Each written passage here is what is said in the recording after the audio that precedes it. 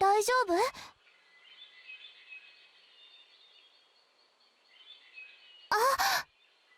かった。気がついたのね。フォルクと薬草を積んでいたら。 What's up there, Workforce? Chris here with Work to Game to talk about Caravan Stories, an MMO JRPG available on PlayStation 4. This video is sponsored by Aiming. Aiming reached out to us to try their game, and I agreed to make a post about my experiences. Now, what in the world is Caravan Stories? Your adventure starts on Heroes. You're going to start with one of several races, and there's dozens upon dozens to unlock, but you're going to start with just 3 of them. Combat is going to be where the vast majority of this game takes place, and it's a real-time top-down style where each hero has one active ability that requires you to actually trigger it, and the rest of their time is centered on kind of positioning, setting them up in different formations, and letting their passive and auto attacks go through the motions. Your team can have up to 6, so once you can, you're often going to want to have the full 6, and it takes on a huge variety of opponents from rabbits to house cats to demons and even enemy heroes. You can see the fights out in the open, so you choose when to engage with the vast majority of them, like we've seen in some other major JRPGs in recent history. But as you move into later areas, like dungeons for example, you'll have a different kind of icon on there that will let you know that if you get too close, they're going to try to start a fight with you.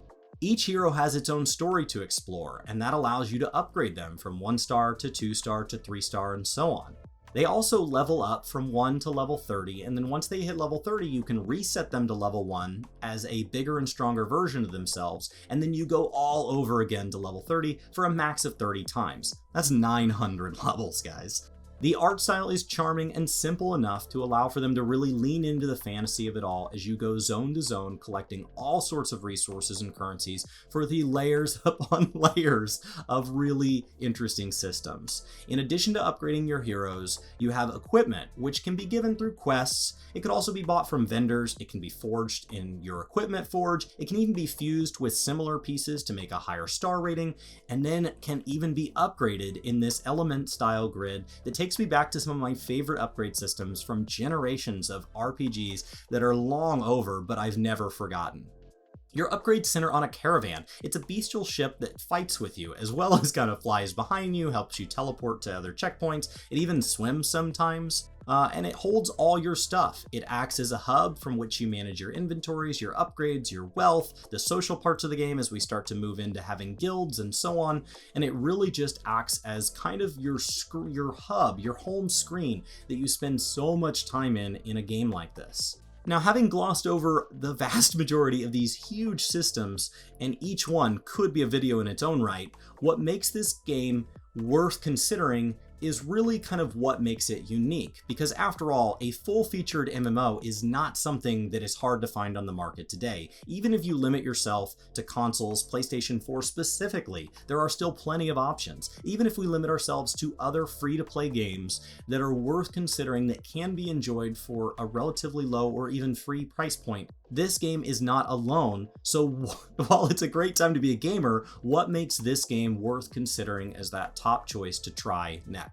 The first feature that I think really jumps out is its autoplay feature. And before you kind of immediately assume what the autoplay function means on its own, I'll try to kind of explain it, because when I saw the word autoplay, I assumed I already knew what that meant, and it started to mean something so much more to me, as I get hours and hours and hours past that initial point of seeing that button. It makes this game relaxing, it makes it soothing, and it really sets it apart. It's not something that lets you just kind of idle, like a phone game or something like that word. The word auto kind of implies that. It's a little more complex. It integrates with everything you do. So for example, you're told that you need to go into an area and harvest maybe a particular item that's found on the ground, or fight a particular set of mobs, and they only spawn in that area during a certain time of day. So while you wait, you realize, you know what, I don't need to be optimal, but it'd be nice to be gaining experience and some other loot in case I ever need that stuff down the line. I'm gonna go get a glass of water, which is where you take a break in most games. Here you can actually say, you know what, go ahead and fight these things while I'm gone. It's not as effective as if you were there. It pauses between each menu, it uses the abilities, less effective than I feel I can. Definitely doesn't move my heroes around as effective as I can, but if you're in an area where your team has, you know, a really high BP, which is kind of their power level, it's worth doing against a weaker mob because you can just farm this up. But more importantly is, say you need to go somewhere. There is a checkpoint system in this game that your caravan can kind of teleport you to, but oftentimes you have to run somewhere that you don't have a checkpoint yet, or you have to run the distance between the nearest checkpoint and whatever it is you're trying to get to. And while you do so, you can tell it to auto run, and then you can actually open up the menus and you can get into your caravan and make all the upgrades and all these interesting systems that otherwise it'd be like, when do I find time to do these things? Well, it helps you kind of multitask. It also makes me kind of actually not feel like some of the other major MMOs I play, where if I only have a few minutes, it's not worth turning on. If I have just a few minutes while my wife kind of finishes up making dinner because it's her turn to cook, I can go ahead and fire up this game, and then when dinner's ready, I can tell it to autoplay in an area that I know I'm not going to die, and then I can come back after dinner and play for a bit and then turn it off for the night. And that feels like something that other MMOs have tried with side systems, but that's usually a secondary set of characters or something like that, and this actually allows me to have my main team gaining experience and gaining items in the area that I already want to be in when I come back. It really does make you feel like you're along for the ride, and it breaks with a single button push or a touch of the joystick. So if as you're auto running you see an item on the ground you want to pick up, or an enemy you want to fight, or a quest you want to pick up, or an area you just want to explore, it's right there. And then when you go back, you press auto run, and just like GPS, it reroutes and just takes you from where you are now. It keeps pointing me in the direction I need to go, and it does the heavy lifting so I can focus on the almost overwhelming number of other things going on in game, from managing huge amounts of loot to the ridiculous amount of side quests that I have, to keeping my caravan upgrading and integrating with all the different equipment systems that it has.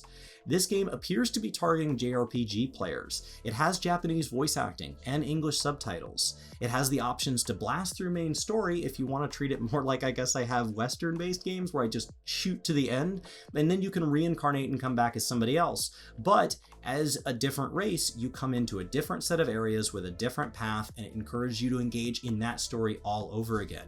At a certain point in that story, you'll unlock your caravan, which will give you access to all your other heroes and your loot and all of that. So it really does feel like it just builds on each time you reincarnate, and it allows you to decide when you want to pick one of the mini grinds to dive head first into that I could see you spending a ridiculous number of hours on, and I really haven't had the chance to engage in any of those to the degree I've wanted to so far.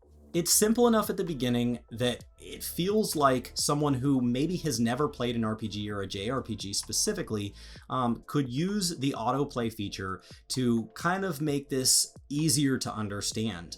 Maybe it's somebody's first video game and it really kind of feels like a set of training wheels. And as you want to play more optimally or more intentionally, you can kind of choose where you want the autoplay to be on and off. You can't just set it to play all the time autoplay because it has limits, like your inventory will run out of space or your currencies will fill up, and then your heroes actually have a stamina system to keep you from just doing this all day should you have an empty inventory and not capped on currencies, which has not been my experience so far. But it could help carry somebody through the game as they learned.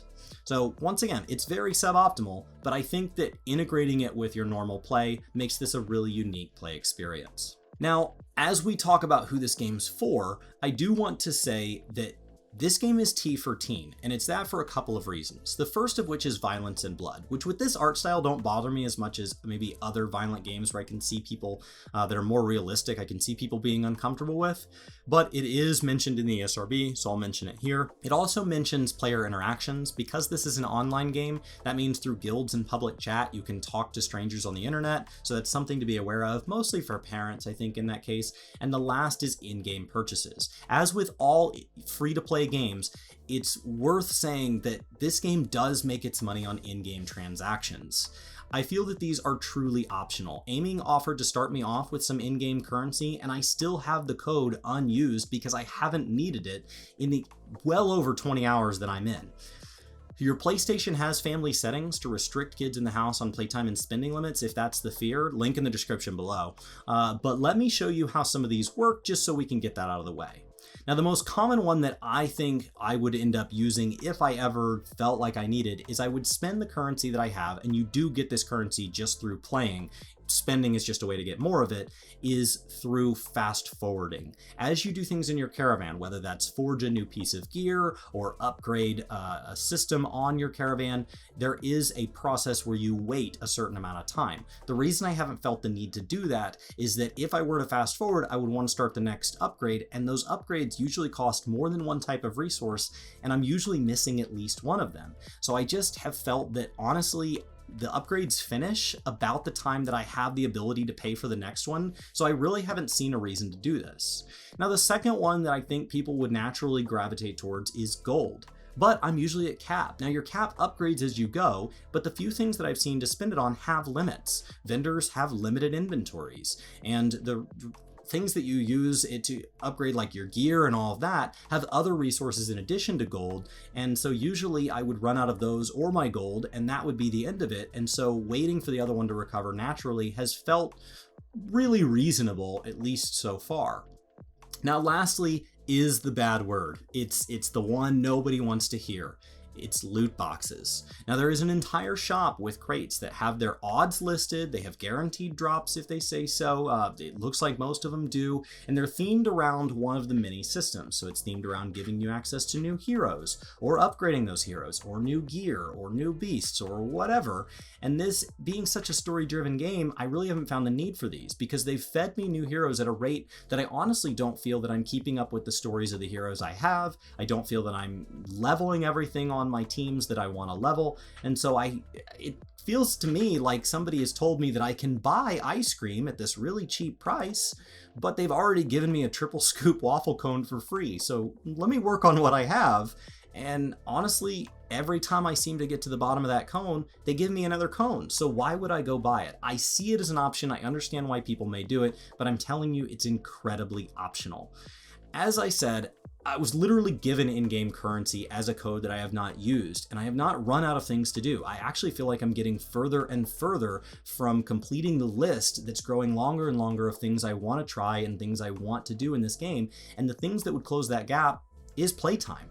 So yes, I see ways I could support the devs here. I see ways that I could get access to cool items if I wanted to, but I'm telling you that that is a choice, which when you hear the term free to play, you definitely wonder, is it truly free to play, or are they just going to feel like they're constantly pressuring me once I'm inside? Buying items in games is not uncommon. Skip potions in major MMOs today are an incredibly controversial subject, and they can feel really necessary to catch up with other players. But just as a reminder, guys, this game just launched recently on PlayStation 4 in North America, so it's not like you're behind some hero that's locked behind hundreds of hours of play and you need to spend money to catch up. You can start today and play for free unless you choose to start spending money.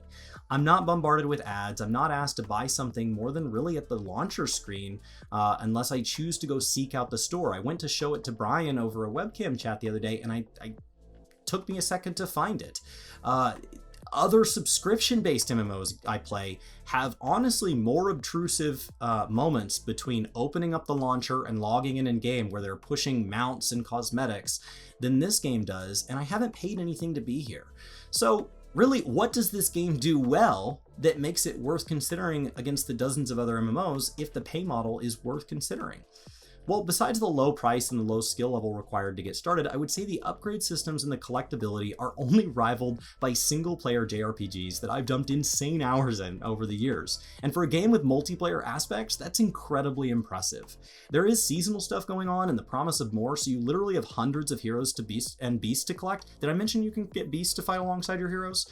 Those and your equipment can all be upgraded. The deed system, which is basically achievements, rewards you and guides you through other things you may be lacking. And the heroes locked behind the progress on other stories keeps you progressing. So with so many to get, they have been able to give you a ton and give them to you often because they're not worried about you getting them all anytime soon, which is awesome. Second, this game is beautiful. Now, not all MMOs without a worldwide AAA huge pedigree can make a beautiful game that operates at this scale, but these guys have done it. Now, I understand this company seems to be fairly successful with RPGs in Japan, but this is the first time I've heard of them and the first time I played one of their games, and I'm impressed with how big this is, with how many enemy models it has, how many zones, there's new music in every zone, there's heroes, the heroes get new appearances when you upgrade them, there's a huge number of art assets, and Plenty of other games are beautiful on the market, but this one is too, and that's worth mentioning. Now, casual is the next one. Many MMOs have a reputation of making a gamer singularly focus on them and them alone, giving up time from other games or other parts of their life if they really want to be at the top of that game and really get the most joy out of it. This game, with its soothing, almost semi-AFK options, really feels like I can use it to wind down from all that pressure. There's no need to grind dailies or weeklies if you don't want to. Yes, it rewards you for kind of logging in if you need more currency, which I'm typically capped on, and it does have things like daily dungeons to get more experience or more gold, which once again I'm on cap on. I don't see why you'd buy gold, but yes, it's very casual friendly. And with those three, what is it lacking? Now, I'm not sure if it's just my old Gen 1 PS4, or it's the fact that with my house being renovated over the last several years, my consoles in general sometimes have this issue, or if it's specific to this game, but I do want to mention that it has locked up, crashed, and dropped a few frames here and there. They're few and far between. My Xbox has done the same thing on full-priced games, but it's worth mentioning. So because this is an online game, though, you don't lose anything. You boot right back up, you're exactly where you were, you jump back into the action. I just want you to know that over my first 20 to 30 hours, I have had a few minor technical issues. The second thing that I wish that this game would get a little better at is the clunky UI. As much as I admire the auto run and autoplay features and the way they integrate with active play, I wish that the map allowed me to better track multiple quests so I could be more efficient. Without auto run on, I sometimes feel lost, and I think that's the reason that I've actually become comfortable using auto run, because it almost feels forced in some circumstances. And it really stops me from playing this game the way that I've played less casual MMOs and kind of max min my leveling experience. As I say this, I'm literally hearing myself describe what may be a little design choice that they made to keep this pace the way it is and to keep me from coming in and playing this like I play other games. I just want to make note. The last thing that I want to talk about is that the quests feel kind of flat, and I will say that in the context that any MMO that you can spend over 1,000 hours on usually has patterns in the quests that you can take on fairly quickly. Each zone has a new look, especially as you move from like the elf zones to the human zones and so on. They also have new enemies, and they have, all of these different things to engage with, but I'm telling you that the core quests themselves, especially your subquests, are typically going to be the kill X of this, gather this, meet me here, escort me here, that dominate quests in other major MMOs as well. The cutscenes in the hero stories are very well written and offer more depth than I could possibly find time to have already gotten in, but just as a reminder, the actual quests are what you would expect from a typical MMO anytime in the last decade. I'm surprised that the in-game transactions didn't make this list. I really am. They made it clear I can say what I want in this video, and they just wanted to pay for the time that they knew it would take Brian and I to take away from our typical posts and our families to make a deep dive like this, but I personally don't feel that these are predatory or aggressive in any way. I've seen AAA full-price titles with far more obtrusive use of microtransactions so many times in recent years. So seriously, hats off to Aiming for managing to make a game that really does not feel like I'm not given a choice on when I would choose to give them money or not. Now, honestly, with only 20 or 30 hours in, I am not even close to clearing all the initial race stories and reincarnations, unlocking all the heroes. As I reincarnate, go back for more. My caravan is not even close to what looks like the max level of 30. None of my heroes have reset even close to 30 times, and the upgrade systems are still something I want to learn so much more about, because I constantly find myself over and over realizing something could have been done better if I just waited for the next unlock or the next upgrade. This game is massive, and as someone who spends so much of their time on a very small list of games, it's nice to feel like a newbie in a big wide world again. I have some goals in this game that I'd like to get to before I decide where this game fits in my rotation, so I am far from done playing it, and now I'm offering you to try it out too. It's literally free and can stay that way as long as you feel like you want to try it out, so if you want a casual game to kick back and relax and you have a PS4, feel free to jump in with me. I would love to see it go cross-platform here in North America in one day. Gosh, if I could have this on my Switch so that I could play it anytime I had a Wi-Fi connection, I would play this a lot more than I have. I have a friend that I already share these casual games with, and as I've described it to him, he travels a lot with work, and he wishes, man, I wish I could play it on something other than PS4, but for now, it's stuck only being enjoyed by those of you that are PlayStation players, which hopefully is many of you. So let me know if this is something that interests you. Let me know if this is a game that you'd like to see more posts on. This is the only post they paid for, but now that I'm dozens of hours in and I'm having fun, I'm thinking that if there's an interest here on the channel, I wouldn't mind a post a week or something like that being dedicated to guides on these systems as I start to get a grip on them, as you guys jump in after seeing this video. Please let me know seriously what you think in the comments below. I look forward to reading those, and I've really enjoyed this experience, and I'm thankful to Aiming for encouraging me to take the chance to try their game out. I hope you guys have a great day, and if you're a PlayStation player like me, give it a shot. My name's Chris with Work to Game. Have a fantastic day, and I'll see you next time. We really appreciate you watching. We really do. We really appreciate you watching. We really do. A 30-second end screen is so long.